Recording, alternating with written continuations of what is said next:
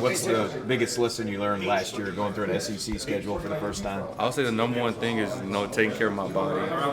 The biggest thing, in the training room, and, my younger self never stretched, never did, none of that.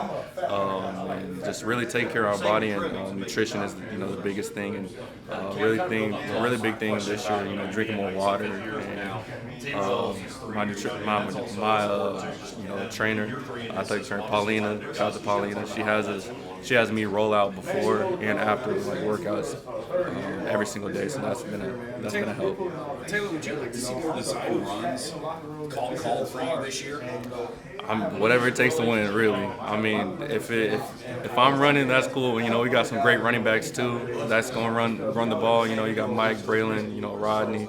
You got all of them. So just whatever it takes to get that first down and keep the chains moving.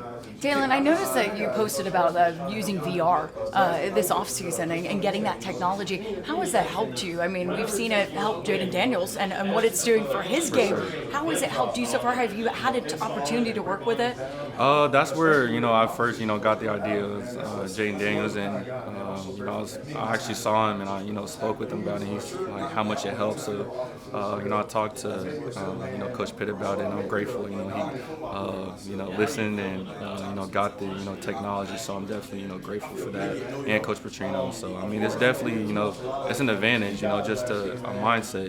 Just to everybody's talented, especially in this league. But what separates is your preparation and your mental, mental, whether you're watching film or going through it mentally. So that's like I would say the edge is, especially in this league. And you've gotten to work with it a little bit so far? Not yet. We just got it. Okay. So especially before fall camp, right before fall camp and during fall camp, we're definitely going to be using not just me, but the quarterback room. So I talked to KJ and Trevor and Grayson, and they're excited too. So I know you mentioned wide receiver room, and you mentioned a bunch of guys there. You were going down the list of, well, here's this guy, and this guy.